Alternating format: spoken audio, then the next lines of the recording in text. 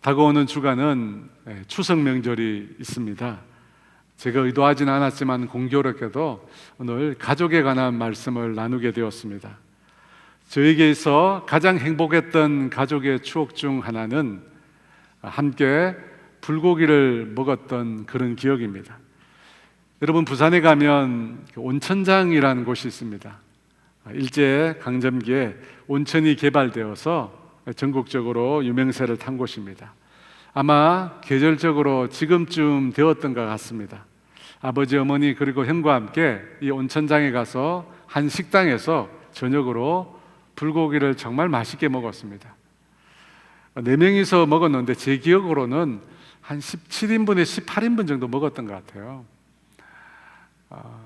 한참 자랄 나이에 형제들이니까 얼마나 많이 먹었겠어요.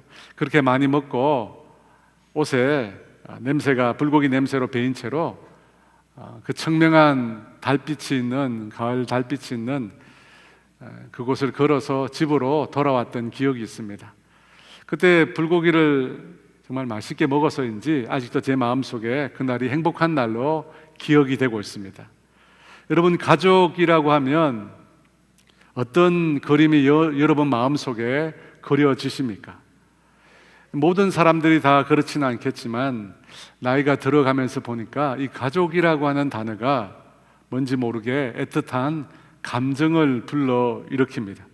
특히 가족 중에 이미 세상을 떠나신 분이 계신다면 그 고인을 다시 뵙고 싶은 마음이 이런 명절에는 많이 생겨날 것 같습니다. 또 저같이 고향을 떠나온 사람들은 고향에 계신 연로한 부모님이 늘 눈에 밟힙니다.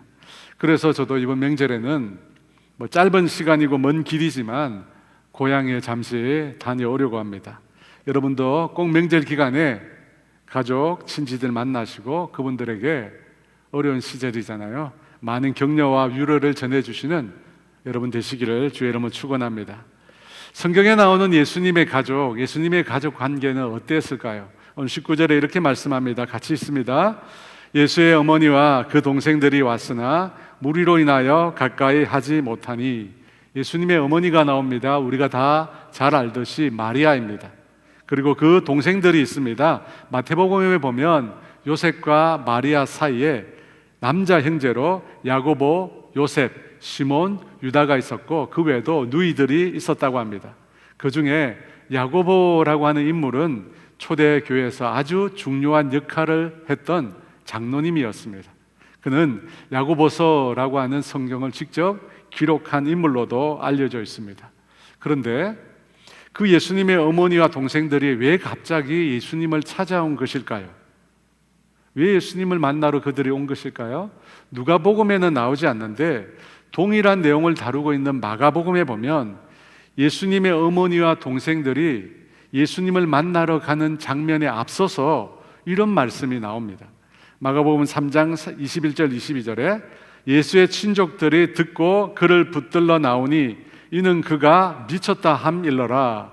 예루살렘에서 내려온 서기관들은 그가 바알세불이 집혔다 하며 또 귀신의 왕을 힘입어 귀신을 쫓아낸다 하니. 예수님의 친족들이 예수님이 미쳤다라고 하는 소문을 듣고 예수님을 붙들어 나왔다고 합니다. 무슨 일입니까? 예수님의 친족들이 예수님에 관한 소문을 들었던 모양입니다. 예수님께서 귀신이 들린 사람들을 낫게 하는데 바알세불이 집혔거나 귀신의 왕을 힘입어서 그런 귀신을 쫓아낸다는 것입니다. 그 소문을 듣고 가만히 있으면 안 되겠다 해서 예수님의 친족들이 예수님을 데리러 찾아온 것입니다. 그 소문의 진원지는 예루살렘에서 내려온 서기관들의 입이었다고 합니다. 마찬가지로 예수님의 가족들 역시도 그 소문을 들었습니다. 그들도 예수님을 설득해서 집으로 데려가려고 예수님을 찾아온 것입니다. 왜냐하면 예수님이 미쳤다고 하니까요. 이처럼 가족들은 예수님에 관한 소문을 듣고 걱정스러운 마음에서 예수님을 찾아온 것입니다. 그런데 이것을 보면 가족들도 예수님이 정확히 누구신지를 몰랐던 것 같습니다. 여러분, 예수님이 정확히 어떤 분이신지 가족들이 알았다면 그는 소문을 듣는다고 해서 예수님을 데려가려고 찾아왔겠습니까? 예수님에 대해서 전혀 가족들도 몰랐던 것입니다. 여러분, 가족이라면 가장 가까운 사이 아니겠습니까? 예수님의 가족이면 예수님에 대해서 너무나 잘 알 것입니다. 성장 과정도 지켜보았고 예수님과 함께 많은 시간을 보냈고 예수님과 많은 대화를 나누었을 것입니다. 그런데 그런 가족들이 예수님을 모른다는 것입니다. 세상을 구원하러 오신 메시아인지 그들이 전혀 알지도 믿지도 못했다는 것입니다. 여러분, 이것을 통해서 우리는 예수님을 안다는 것, 예수님을 믿는다는 것이라는 것도 인간적인 방법으로, 인간적인 접근으로는 불가능하다는 사실을 알게 됩니다. 여러분, 그렇지 않습니까? 심지어 예수님과 가장 많은 시간을 보낸 혈육조차도 예수님을 제대로 알 수 없는 것입니다. 그래서 예수님을 안다는 것, 복음을 알고 믿는다는 것은 전적인 하나님의 은혜인 것입니다. 마태복음 13장 11절에 이렇게 말씀합니다. 대답하여 이르시되 천국의 비밀을 아는 것이 너희에게는 허락되었으나 그들에게는 아니 되었나니. 아무에게나 천국의 비밀이 허락된 것이 아니라고 말씀합니다. 오직 하나님께서 뜻하시고 하나님께서 계획하신 자들만이 예수님을 알고 천국을 소유하게 된다는 것입니다. 그래서 저와 여러분 모두는 하나님의 택함을 받은 자들이고 특별한 하나님의 은혜를 받은 자입니다. 여러분, 그렇게 믿으시죠? 여러분, 성경에 보면 성경이 참 놀라운 책이라는 것을 우리가 배우게 됩니다. 성경은 역사적이고 철학적인 면이 있을 뿐만 아니라 한편으로 굉장히 문학적인 책임을 우리가 발견합니다. 방금 읽은 19절에 보면 예수님의 가족들이 예수님을 잘 알지 못한다라고 하는 사실을 어떻게 표현하느냐면 예수님의 어머니와 동생들이 왔으나 무리로 인하여 가까이 하지 못하니, 가까이 하지 못했다고 합니다. 가까이 하지 못했다는 이 표현은 물리적인 거리를 말하지만 동시에 예수님과 가족 사이에 존재한 거리감을 표현해 주는 표현입니다. 예수님의 가족들이 예수님을 잘 알지 못했다라고 하는 것을 가까이 가지 못했다라고 하는 표현을 통해서 말해 주는 것입니다. 20절 말씀인데요. 어떤 이가 알리되 당신의 어머니와 동생들이 당신을 보려고 밖에 서 있나이다. 예수님을 만나러 온 가족들이 무리를 인하여 예수님께 가까이 가지 못했다고 합니다. 예수님의 말씀을 들으려고 사람들이 많이 모여 앉아 있어서 아마 그럴 것입니다. 이전에도 중풍병자를 데리고 온 친구들이 지붕을 뜯어서 예수님이 계신 곳에 그 중풍병자를 병상체로 내렸잖아요. 사람들이 너무 많이 모여 있었던 것입니다. 지금도 발 디딜 틈 없이 사람들이 모여 앉아서 예수님의 말씀을 듣고 있었던 것입니다. 아마 그러던 중에 예수님의 동생 중에 누군가가 그 곁에 서 있는 사람에게 말을 걸었을 것입니다. 예수님의 가족이 왔으니까 그 말을, 예수님이 가족이 왔다는 사실을 예수님께 전해주라는 것입니다. 그래서 어떤 사람이 예수님께 당신을 보려고 지금 당신의 어머니와 동생들이 밖에 서 있다고 말을 한 것입니다. 여러분, 그렇게 말한 그 사람을 볼 때 예수님께서 당신을 찾아온 가족들을 영접하려고 예수님이 나가야 된다라고 하는 생각을 그 사람이 한 것입니다. 그런 생각을 했기 때문에 예수님께 당신을 만나러 가족이 왔다고 말을 전해준 것입니다. 그런데 그 말을 들은 예수님은 어떤 반응을 보였을까요? 당장 우리가 생각할 때는 밖으로 나가야 되잖아요.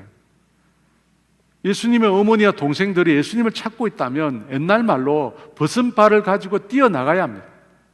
더욱이 예수님의 아버지 요셉이 등장하지 않잖아요. 그걸 보면 예수님의 어머니 마리아는 홀 어머니입니다. 홀로 된 어머니예요. 예수님이 맞으시니까 그 홀 어머니는 예수님께는 너무나 소중한 분이세요. 게다가 오랜만에 예수님의 가족이 예수님을 찾아왔잖아요. 그러면 당연히 영접하려고 밖으로 나가야 합니다. 아무리 급한 일이 있어도 그 가족을 맞이하러 밖으로 나가야 하는 것입니다. 그런데 그 어떤 사람의 말을 듣고 예수님께서 어떤 반응을 보이셨을까요? 21절에 이렇게 말하는데요, 다 같이 있습니다. 예수께서 대답하여 이르시되 내 어머니와 내 동생들은 곧 하나님의 말씀을 듣고 행하는 이 사람들이라 하시니라. 여러분, 이 말씀을 보십시오. 이 말씀은 도대체 우리가 이해할 수도 없고 받아들일 수도 없는 말, 너무 생뚱맞다고 하죠. 어머니와 동생이 밖에서 기다린다고 하는데 예수님은 앞뒤가 전혀 안 맞게 대답을 하십니다. 내 어머니와 동생들은 하나님의 말씀을 듣고 있는 이 사람들이라고 말씀하십니다. 이 사람들이 내 가족이라고 말합니다. 그러면 여러분, 밖에 서 있는 이거 혈육의 어머니와 동생들은 예수님의 가족이 아니라는 것입니까? 아마 예수님에 대해서 전혀 알지 못하는 사람이 이 말을 들었다면 예수님에 대해서 여러분 어떻게 생각하겠습니까? 홀 어머니와 동생이 예수님을 만나러 왔는데 그 사람들을 다 제쳐놓고 지금 예수님의 말씀을 듣고 있는 이 사람이 내 가족이라고 예수님이 말씀하시는 것입니다. 여러분, 그 얘기를 듣는 사람들이 얼마나 황당하겠습니까? 왜 예수님께서는 전혀 상관이 없는 듯 보이는 이런 말씀을 지금 하시는 것일까요? 가족에 대해서 감정이 좋지 못해서일까요? 아니면 자신을 제대로 알지도 못하고 귀신 들렸다라고 하는 말을 듣고 예수님을 찾았다는 것에 대해서 화가 나신 것일까요? 왜 예수님은 마치 그 어머니와 형제들을 모르는 사람 취급을 하시는 것입니까? 여러분, 가끔 이 사춘기가 접어들면 이 자녀들이 길가에서 부모를 만나면 모른 채를 합니다. 혹시 그런 경험이 있으십니까? 저는 그런 경험이 있습니다. 저와 제처는 그런 경험이 있어요. 우리 집 아이를 분명히 만났는데 모른 채하고 그냥 지나가는 겁니다. 그래서 제가 속에서 이런 말이 생각났어요. 저 싸가지 없는 놈. 여러분, 그런 것처럼 오늘 예수님도 분명히 당신의 어머니와 동생들이 찾아왔다는데 모른 채 대하십니다. 왜 이렇게 하시는 것입니까? 여러분, 성경을 읽다 보면 유독 예수님께서 가족을 가혹하게 대하는 것처럼 느껴지는 말씀을 많이 하셨습니다. 누가복음 14장 26절입니다. 무릇 내게 오는 자가 자기 부모와 처자와 형제와 자매와 더욱이 자기 목숨까지 미워하지 아니하면 능히 내 제자가 되지 못하고, 자기 목숨까지 미워하지 아니하면 제자가 되지 못한다 라고 하는 말은 조금 이해가 되는데, 자기 부모, 처자, 형제와 자매를 미워하지 않으면 예수님의 제자가 될 수 없다고 합니다. 여러분, 이 말씀은 참 이해가 안 됩니다. 누가복음 9장 59절에서 62절입니다. 또 다른 사람에게 나를 따르라 하시니 그가 이르되 나로 먼저 가서 내 아버지를 장사하게 허락하옵소서 이러시되 죽은 자들로 자기의 죽은 자들을 장사하게 하고 너는 가서 하나님의 나라를 전파하라 하시고, 또 다른 사람이 이르되 주여 내가 주를 따르겠나이다마는 나로 먼저 내 가족을 작별하게 허락하소서. 예수께서 이르시되 손에 쟁기를 잡고 뒤를 돌아보는 자는 하나님의 나라에 합당하지 아니하니라 하시니라. 예로부터 부모님의 장례를 정성껏 치르는 것은 자녀가 행해야 될 아주 중요한 일 중에 하나입니다. 그런데 예수님은 아버지의 장례를 맞은 자에게 죽은 자들로 죽은 자를 장사하라 라고 말씀하십니다. 또 주님을 따르기 위해서 가족과 마지막 작별 인사를 하겠다는 사람에게 손에 쟁기를 잡고 뒤를 돌아보는 자와 같다고, 하나님 나라에 합당치 않다고 이런 말을 하십니다. 여러분, 이 말씀들을 보면 정말 이해가 안 됩니다. 왜 예수님은 우리의 육신의 혈육에 대해서 이토록 가혹하게 말씀하시는 것일까요? 그런데 여러분, 우리가 성경의 다른 구절을 보면 그렇지 않잖아요. 무엇보다도 십계명의 5번째 계명에 보면 내 부모를 공경하라 말씀하시잖아요. 그것이 약속 있는 첫 번째 계명이라고 말씀하십니다. 에베소서 6장 2절과 3절에 내 아버지와 어머니를 공경하라. 이것은 약속이 있는 첫 계명이니 이로써 내가 잘되고 땅에서 장수하리라. 여러분, 이것이 성경이 부모님에 대해서, 가족에 대해서 말씀하는 것, 부모님을 공경하라는 것입니다. 그런데 예수님은 지금 전혀 다르게 말씀하시는 것처럼 여겨집니다. 하지만 실제 예수님의 삶은 그렇지 않았습니다. 예수님은 어린 시절부터 부모님께 순종했고 홀로 된 어머니를 잘 받들어 섬기셨습니다. 그리고 십자가에 매어 달리는 그 극한 상황 속에서도 어머니 마리아를 걱정하시고 그를 자기 제자에게 부탁하셨습니다. 요한복음 19장 26절 27절에 예수께서 자기의 어머니와 사랑하시는 제자가 곁에 서 있는 것을 보시고 자기 어머니께 말씀하시되 여자여 보소서 아들이니이다 하시고 또 그 제자에게 이르시되 보라 내 어머니라 하신데 그때부터 그 제자가 자기 집에 모시니라. 여기서 여자여라고 하는 말은 반말이 아닙니다. 이것은 정중하게 부르는 존칭입니다. 여러분, 예수님은 어머니를 귀하게 생각하셨습니다.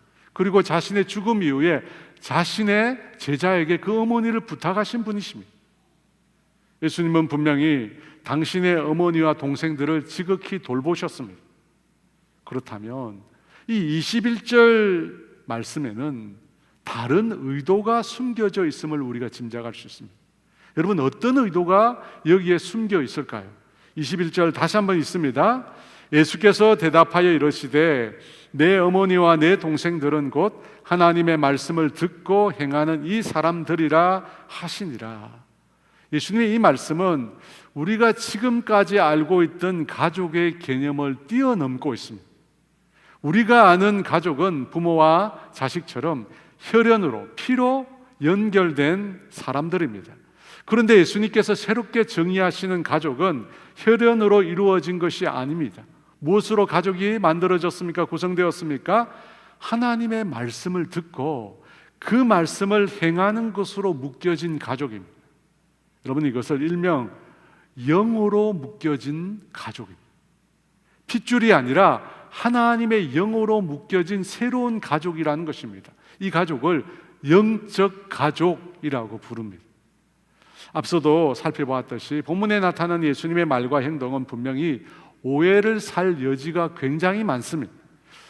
사람들로 하여금 왜 핏줄을 무시하느냐라고 하는 말을 들을 수 있습니다. 그런 오해에도 불구하고 예수님께서는 지금 새로운 가족의 개념을 사람들에게 가르쳐 주시려고 합니다. 여러분, 그것이 무엇입니까? 혈육이 아닌 신앙으로 맺어진 영적 가족을 말씀하시는 것입니다. 여러분, 분명히 아셔야 됩니다. 오늘 예수님의 말씀을 혈육의 가족을 돌보지 말라, 혹은 예수 믿지 않는 사람은 우리의 가족도 아니다 라고 하는 식으로 이해해서는 안 됩니다. 그것은 예수님의 가르침을 곡해한 것입니다. 여러분, 실제로 이단들이 그렇게 합니다. 그렇게 해요. 그래서 자기 가족인데 가족을 멀리하고 터부시합니다. 하지만 성경은 그렇게 말씀하시지 않습니다.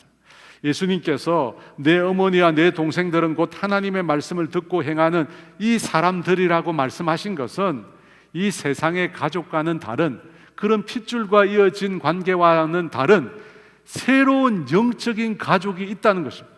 새로운 영적인 가족이 있다는 거예요. 그러면 왜 이런 말씀을 하실까요? 왜 이런 오해를 사시면서 이런 말씀을 하실까요? 혈연의 가족이 마치 중요하지 않다는 느낌을 우리에게 주시면서까지 왜 이런 말씀을 하십니까? 그것은 혈연의 가족이 가지고 있는 한계 때문입니다. 여러분, 혈연으로 맺어져 있는 이 세상의 가족 관계는 한계가 있습니다. 어떤 한계가 있을까요?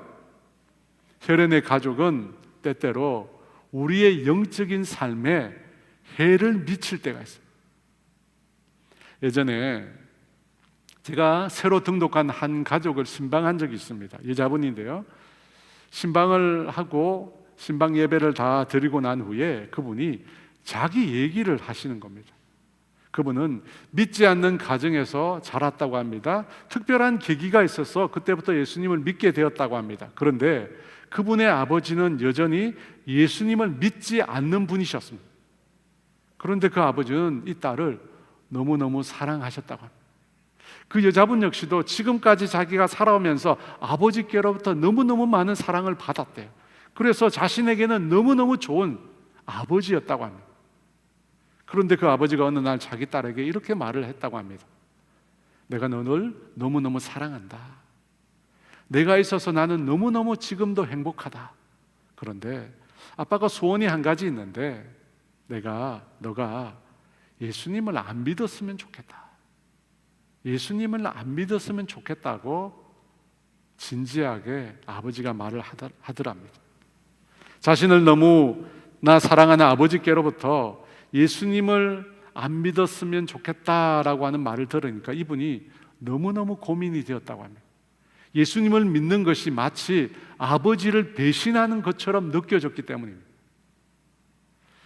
여러분이라면 만약 이 상황에서 어떻게 선택하시겠습니까? 어떻게 행동하시겠습니까? 아버지의 마음을 편안하게 해드리기 위해서 예수님을 버리시겠습니까? 여러분, 생각보다 이런 상황이 많이 있습니다. 예수 믿는 우리에게 이런 상황들이 많이 있다는 것입니다. 모습은 좀 다르지만 가족 중 누군가가 예수 믿는 나 때문에 힘들어하는, 그래서 예수를 안 믿었으면 좋겠다라고 하는 가족들이 우리 가운데 있다는 것입니다. 여러분, 그때 우리가 어떻게 해야 합니까? 그래서 예수님께서 이런 말씀을 하셨습니다. 마가복음 10장 34절에 36절입니다. 내가 세상에 화평을 주러 온 줄로 생각하지 말라. 화평이 아니요 검을 주러 왔노라. 내가 온 것은 사람이 그 아버지와 딸이 어머니와 며느리가 시어머니와 불화하게 하려 함이니 사람의 원수가 자기 집안 식구리라. 사람의 원수가 자기 집안 식구라고 합니다. 여러분, 무슨 뜻입니까? 가족 중 누군가 예수님을 믿는 것으로 인해서 그 가족 가운데 불화가 생긴다는 것입니다. 그때 그 사람은 어떻게 해야 합니까? 가족의 평화를 위해서 신앙을 버려야 하는 것입니까? 가족의 평화를 위해서 내키지 않지만 제사를 함께 드리는 것을 허용해야 합니까? 여러분, 나를 사랑하는 그 아버지의 말로 인해서 내 신앙을 버리는 것, 여러분, 이것이 과연 그 아버지를 위한 것입니까? 여러분, 이 부분을 우리가 잘 생각해야 합니다. 나를 사랑하는 그 아버지를 위해서 내 신앙을 포기하는 것, 그것이 과연 그 아버지를 위한 것입니까? 그 아버지를 정말로 사랑하는 것입니까? 그렇지 않습니다. 그 아버지를 위한 것도 아니고 아버지를 정말로 사랑하는 것도 아닙니다. 여러분, 우리는 그럼에도 불구하고 너무나 힘들고 너무나 안타깝지만 그럼에도 불구하고 우리는 하나님을 선택해야 합니다. 예수님을 따라야 합니다. 왜 그렇습니까? 예수님만이 유일한 생명의 길이고 예수님만이 유일한 구원의 길이기 때문입니다. 예수님 외에는 그 어디도 그 누구도 구원자가 될 수 없기 때문입니다. 그래서 성경은 이렇게 우리에게 말씀하십니다. 에베소서 6장 1절입니다. 같이 있습니다. 자녀들아, 주 안에서 너희 부모에게 순종하라. 이것이 옳으니라. 부모님을 사랑하고 존중하고 그 말씀을 우리가 따라야 합니다. 단 주 안에서 주님의 말씀 안에서 순종하라는 것입니다. 주님의 말씀을 벗어나면 아무리 부모님의 말씀이라도 따를 수 없다는 것입니다. 따를 수 없다는 것입니다.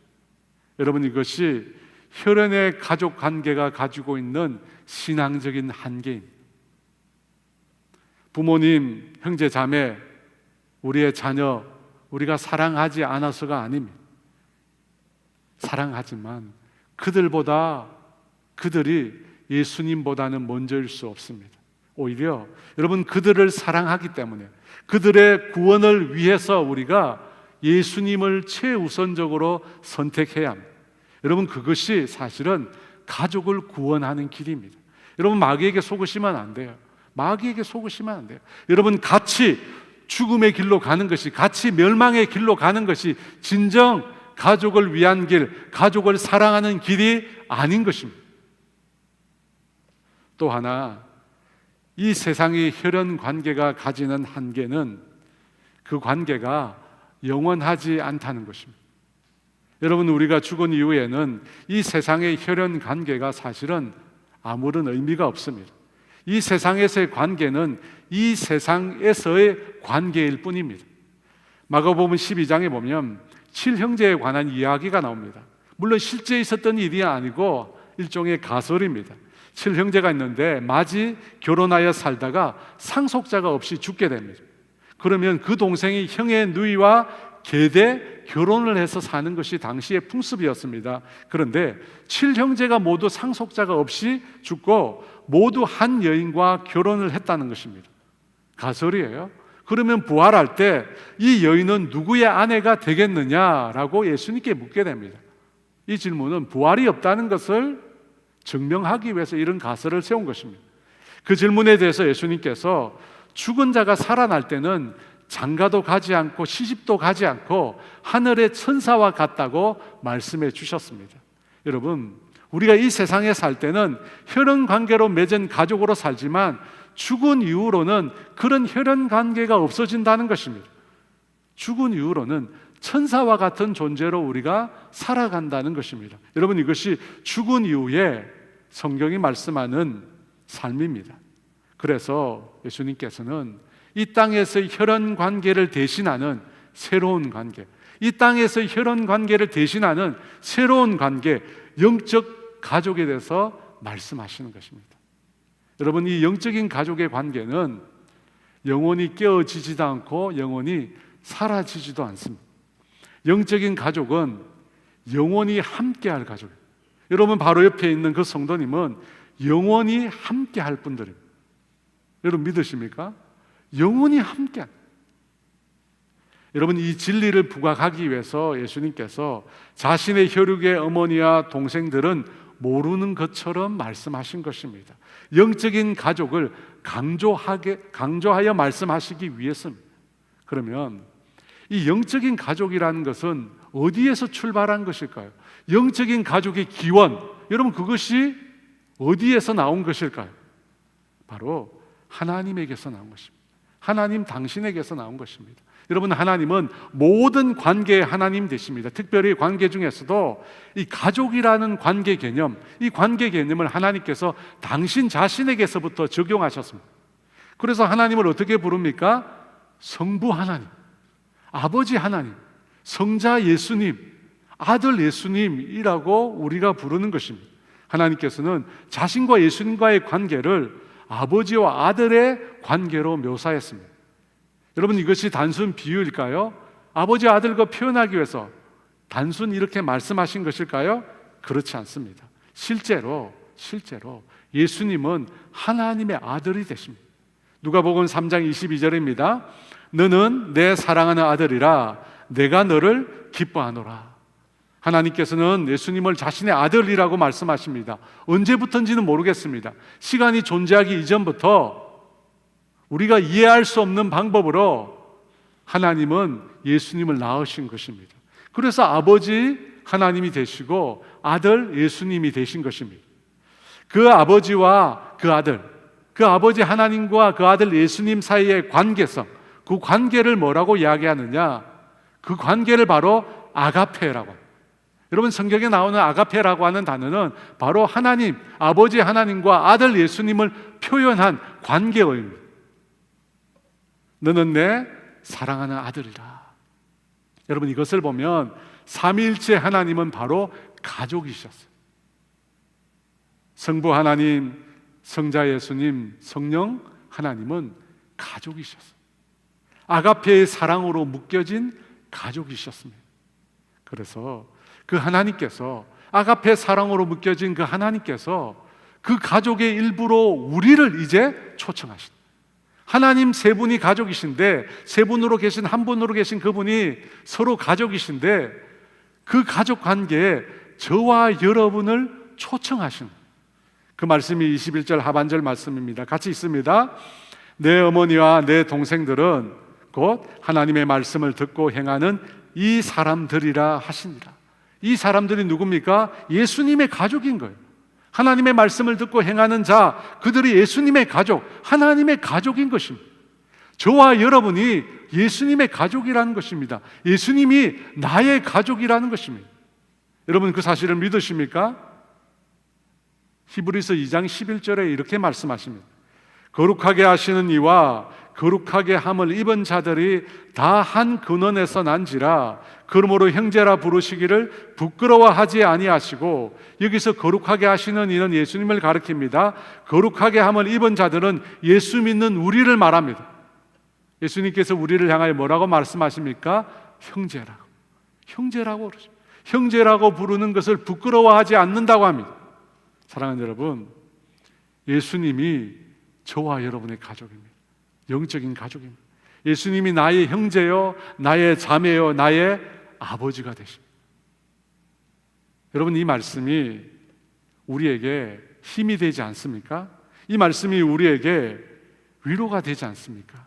여러분, 우리가 힘들 때, 어려울 때 누구를 찾습니까? 우리의 혈육을 찾지 않습니까? 피로 맺어진 가족이기에 내 고통을 함께 져줄 것이라고 믿고 그 사람들을 찾는 것입니다. 마찬가지로 오늘 주님은 우리를 당신의 가족으로 부르심. 여러분, 이것은 비유가 아니에요. 우리의 신분이 진짜 예수님의 가족인 것입니다. 왜 부르십니까? 내 삶의 모든 고통과 내 짐을 함께 져주시겠다는 겁니다. 함께 져주시겠다는 거예요. 내가 힘들 때, 내가 외로울 때, 아무도 나를 사랑하지 않는다고 느낄 때, 여러분 그때 내 가족이 누군지를 기억하십시오. 육신의 가족조차 나를 몰라줄 때, 나를 외롭게 만들 때, 그때도 나를 떠나지 않으시고 나의 가족이 되시는 분이 있다는 것입니다. 그분이 바로 예수님이십니다. 예수님 말씀하십니다. 형제라고 우리를 부르신다. 그분은 우리를 떠나지 않으십니다. 그분은 우리를 버리지 않으십니다. 그분은 우리를 위하여 모든 것을 다 주신 분이십니다. 십자가에서 우리를 위하여 모든 것을 다 주신 분이십니다. 그분이 바로 저와 여러분의 가족입니다. 그러므로 사랑하는 여러분, 그 주님을 의지하시기 바랍니다. 여러분, 가족은 어려울 때 찾는 게 가족이죠. 여러분이 어려울 때 주님을 찾으세요.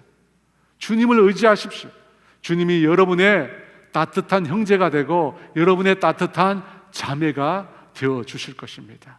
여러분, 바로 우리를 가족 삼기 위해서 주님은 십자가에서 죽으신 것입니다.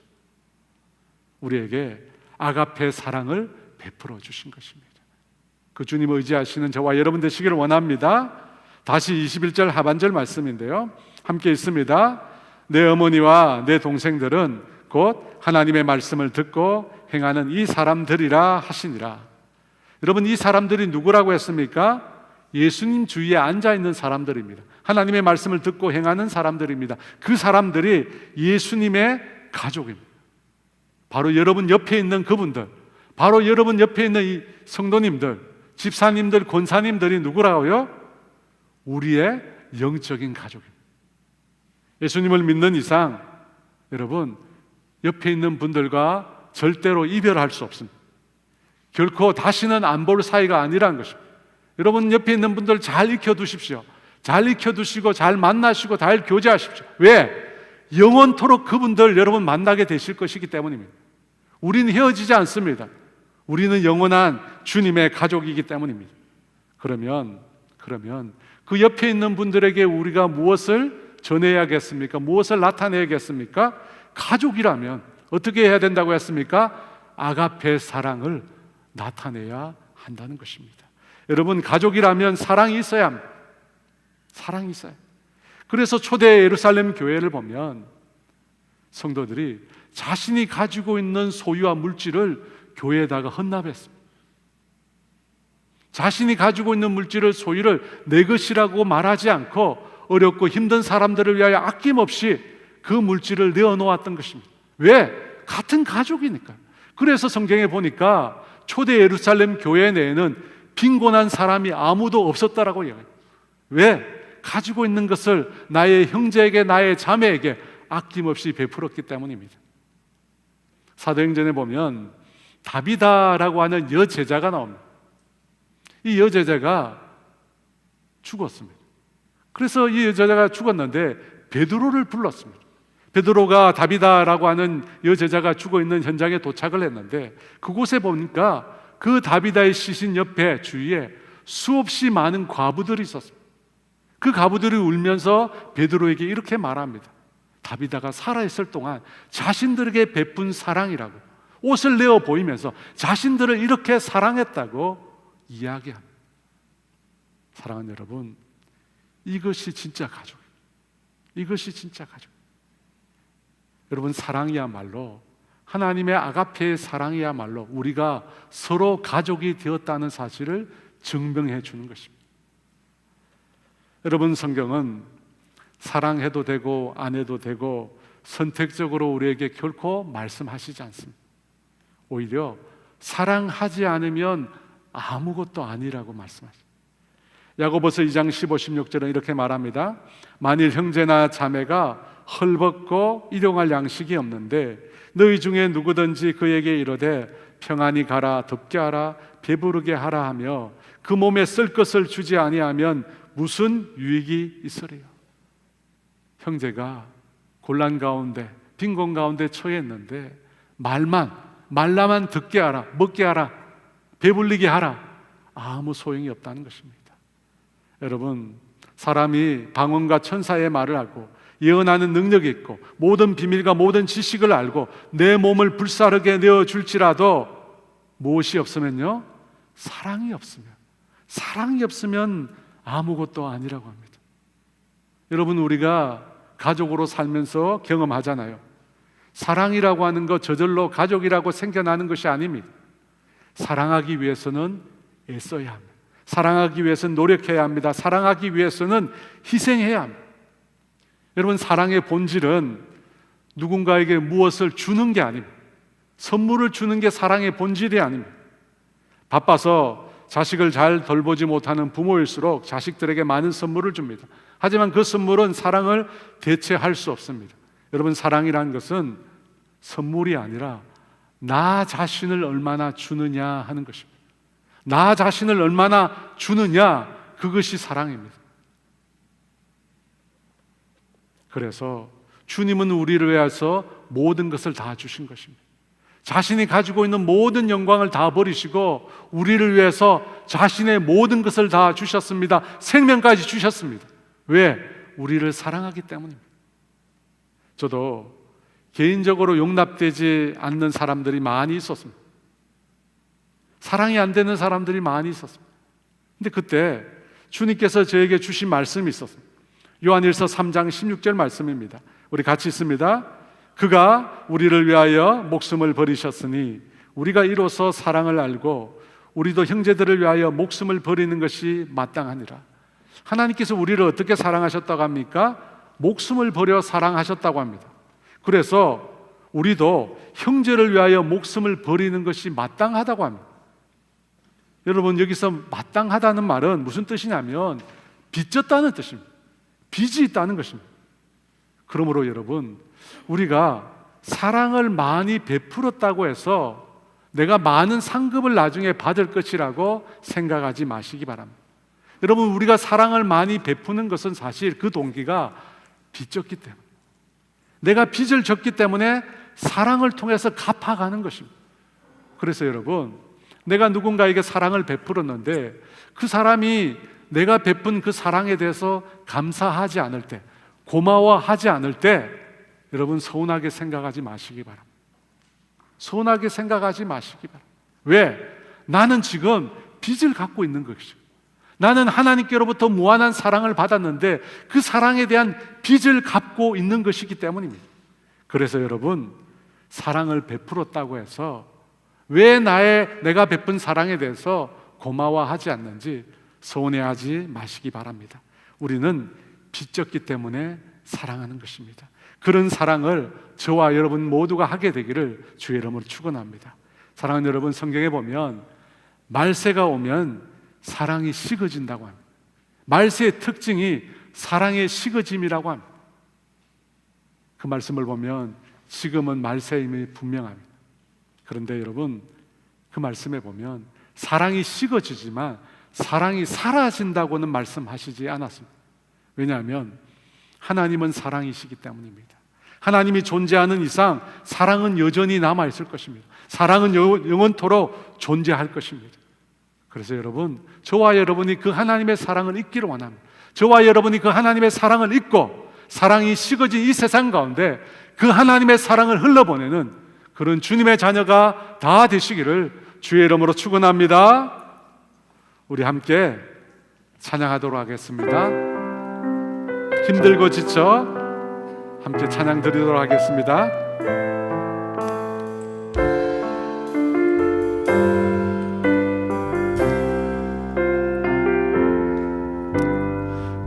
힘들고 지쳐 낭만하고 넘어져 일어날 일 전혀 없을 때에 조용히 다가와 손 잡아주시며 나에게 말씀하시네. 나에게 실망하며 내 자신 연약해 고통 속에 눈물 흘릴 때에 자국 난 그 손길 눈물 닦아주시며 나에게 말씀하시네.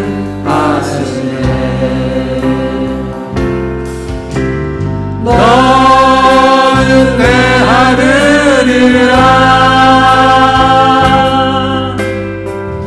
오늘날 내가 너를 놔도다.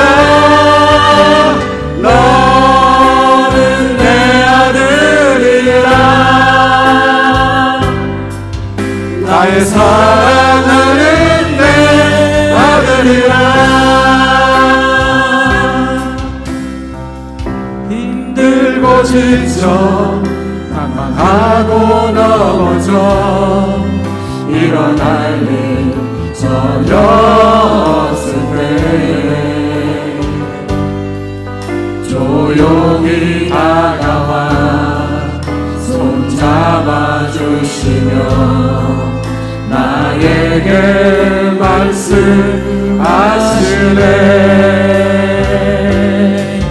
나에게 실망하며 내 자신 연약해 고통 속에 눈물 흘릴 때에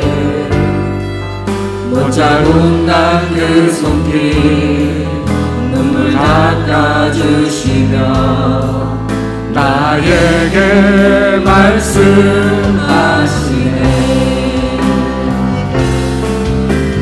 너는 내 하늘이라 오늘날 내가 너를 놔도다. 너는 내 하늘이라 나의 사랑하는 내 아들이라. 언제나 변함없이 너는 내 아들이라. 나의 십자가 고통 세상의 그 고통으로 내가 너를 낳았으니 너는 내 아들이라. 오늘날 내가 너를 낳도다. 너는 내 아들이라. 나의 사랑하는 내 아들이라. 말씀을 생각하시면서 함께 기도하기를 원합니다. 오늘 잠잠히 저와 여러분을 향하여 말씀하시는 분이 있습니다. 너는 내 아들이라. 너는 내 딸이라. 우리에게 말씀하시는 분이 있으십니다. 그분은 완벽한 사랑의 관계를 이루시고 계셨습니다. 완벽한 가족을 이루고 계셨습니다. 그 가족 관계로 저와 여러분을 부르고 계십니다. 놀랍게도 하나님은 우리를 종으로 대하지 않으시고, 하나님은 우리를 하인으로 대하지 않으시고, 그 영광스러운 그 하나님은 우리를 당신의 아들로 딸로 대하시고, 여러분, 그 세상에, 이 세상에 많고 많은 신들 중에 이런 신이 어디 있습니까? 우리를 향하여 형제라고 부르는 것을 부끄러워하지 않는 이런 하나님이 어디 계십니까? 그분이 저와 여러분의 형제가 되고 자매가 되고 아버지가 되시고, 여러분, 그분을 의지하십시다. 우리가 힘들 때 가족을 찾잖아요. 정말로 우리가 의지할 가족, 바로 예수님이십니다. 하나님이십니다. 그리고 예수 안에 있는 형제 자매들. 홀로 되었다고, 아무도 나를 모른다고, 내 신앙생활하는 거 아무도 나를 돕지 않는다고 외로워하시는 분이 있다면, 오늘 주님이 나의 가족이 되신다는 이 사실을 믿음으로 받아들이시고 기쁨을 누리시기 바랍니다. 그 어떤 순간에도 주님은 여러분을 떠나지 않으십니다. 여러분이 결단코 버리지 않습니다. 육신의 혈육의 가족이 여러분을 버릴지라도, 여러분을 모른 채 할지라도 주님은 여러분을 기억하십니다. 여러분, 그 주님 앞에 우리 모두가 나아가기를 원합니다. 그 주님의 은혜와 사랑 앞에 우리가 감사하며 기뻐하며 그 주님을 고백하기를 원합니다. 우리 주여 외치고 기도합니다. 주여! 하나님 아버지, 오늘 우리 가운데 함께 해주세요. 아버지, 주님은 우리를 버리지 않으십니다. 주님 우리를 버리지 않습니다. 아버지의 뜻대로 행하는 자는 내 어머니와 아들을 말씀하십니다. 주님, 오 할렐루야, 오 할렐루야, 오 할렐루야, 오 할렐루야. 아버지 주여, 아버지 나를 버리시지 않고, 아버지 주여, 할렐루야. 성령님 우리 가운데 함께, 성령님 우리 가운데 함께, 성령님 우리 가운데 함께, 성령님 함께하고 아버지 우리 가운데 함께, 우리 가운데 함께, 아버지 우리 가운데 함께, 성령님 우리 가운데 함께, 자신 연약해 고통 속에 눈물을 흘리네 자국난 그 손길 닦아주시며 나에게 말씀하시네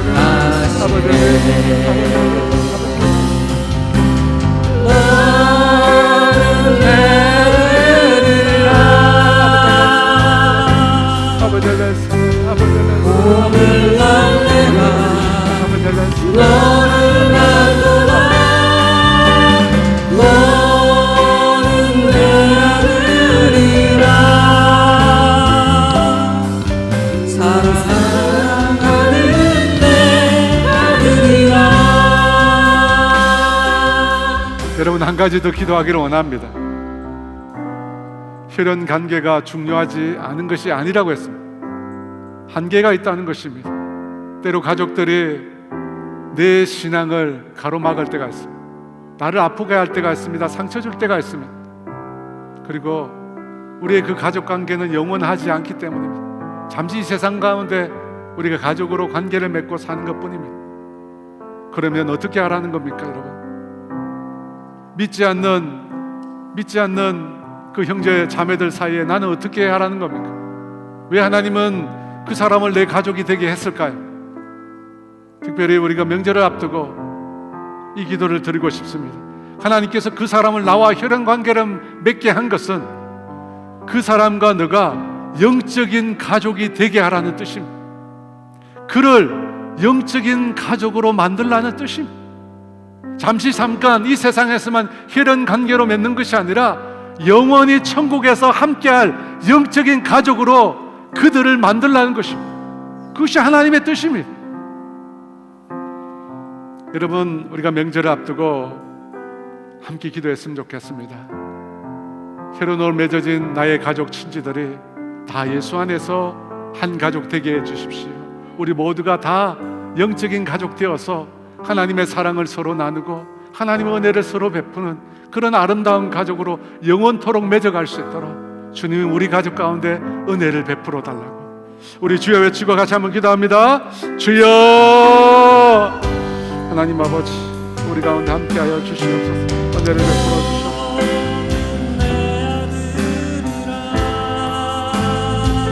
하나님 아버지, 할렐루야, 할렐루야. 하나님 아버지, 은혜를 베풀어 주시옵소서.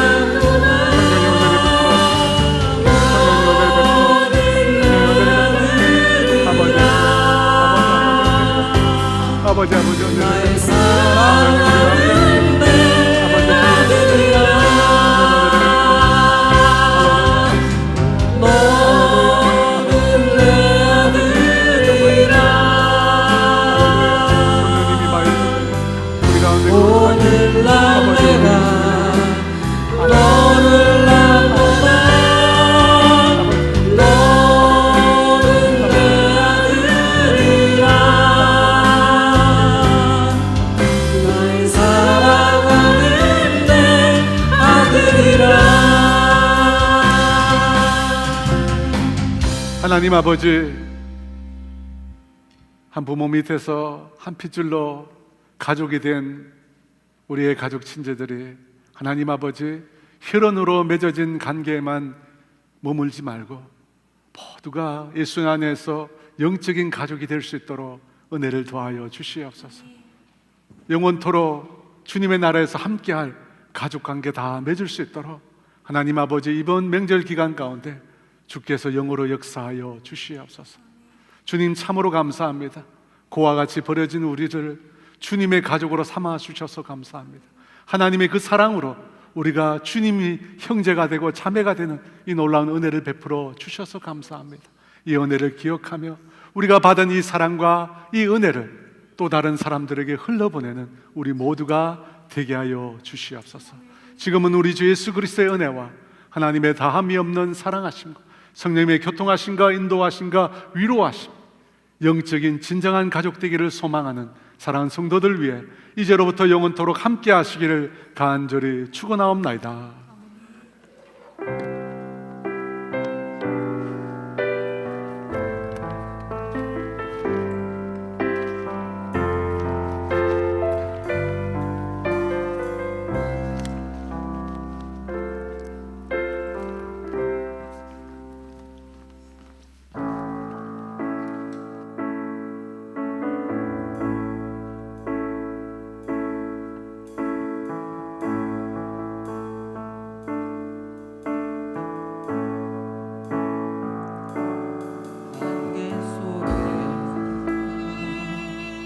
주님을 보내 아무도 없을 것 같던 그곳에서 손 내미셔서 나를 붙드네 길 잃고 쓰러져 가던 그곳을 안개 속에서 주님을 보내 아무도 없을 것 같던 그곳에서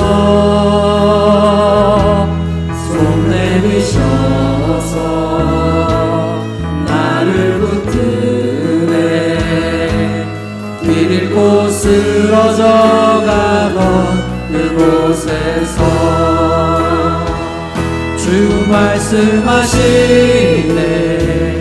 내 손 잡으라고 내가 곧 진리요 진리 생명이니 나 그 길을 보내 주 예비하신 곳 다른 길로 돌아서지 않으리 예수의 길